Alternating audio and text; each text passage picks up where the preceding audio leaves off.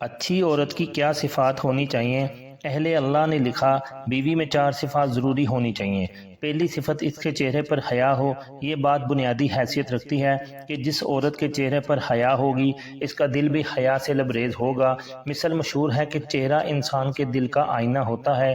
حضرت ابو بکر صدیق رضی اللہ تعالیٰ عنہ کا قول ہے کہ مردوں میں بھی حیا بہتر ہے مگر عورت میں بہترین ہے۔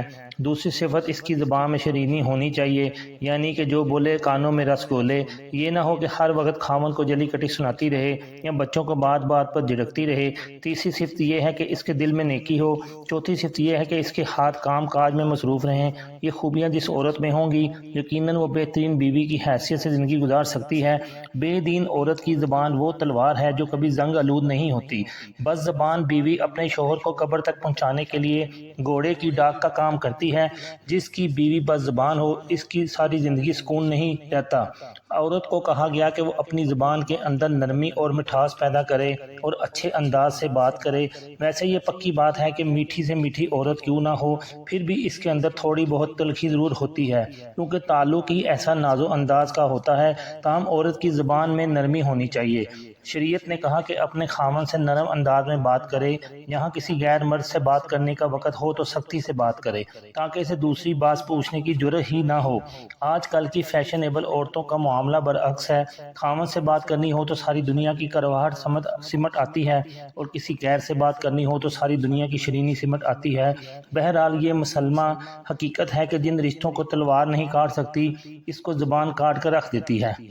یہ بھی یاد رکھیے کہ عورت کی زبان وہ تلوار ہے جو کبھی زنگ آلود نہیں ہوتی۔ بعض عورتیں تو اتنی بد زبان ہوتی ہیں کہ اگر وہ عورتیں نہ ہوتی تو ناقابل برداشت ہوتی۔ کئی عورتیں تو بد زبانی اور بدگمانی ہی کی وجہ سے گھر برباد کر لیتی ہیں۔ شرع شریف نے حکم دیا کہ محرم مرد سے بات کرو تو نرمی سے، غیر محرم سے بات کرنی پڑ جائے تو سختی سے کرو۔ دانا یانگ فرنگ میں کسی نے قول ہے کہ اگر عورت سارے دن میں ایک مرتبہ اپنے خاوند سے نرمی سے بات کرے جس نرمی سے وہ پڑوسی مرد سے بات کرتی ہے تو گھر آباد رہے۔ اس طرح اگر مرد پورے دن میں ایک مرتبہ بیوی کو اس محبت کی نگاہ سے دیکھے جس نظر سے وہ پڑوسی عورت کو دیکھتا ہے تو بھی گھر آباد رہے۔ غیر محرم عورت کو دیکھنا یا غیر محرم مرد کو دیکھنا شرعی طور پر ناجائز ہے۔ اللہ پاک نے قرآن پاک کی ایک پوری سورت جسے سورت نساء کہتے ہیں اس میں مرد اور عورت کی ازدواجی زندگی کے احکامات بتلائے۔ سلف صالحین یہ معمول تھا کہ وہ اپنی بیٹیوں کو نکاح سے پہلے سورت نساء اور سورت نور کا ترجمہ کر کے پڑھا دیا کرتے۔ ہمیں بھی چاہیے کہ جن کے ہاں بیٹی ہو وہ اس کو اگر پورا قرآن ترجمے کے ساتھ نہیں پڑھا سکتے تو کم از کم سورت نساء اور سورت نور کو ترجمہ کے ساتھ پڑھا دیا کریں تاکہ لڑکی اچھی ازدواجی زندگی گزار سکے۔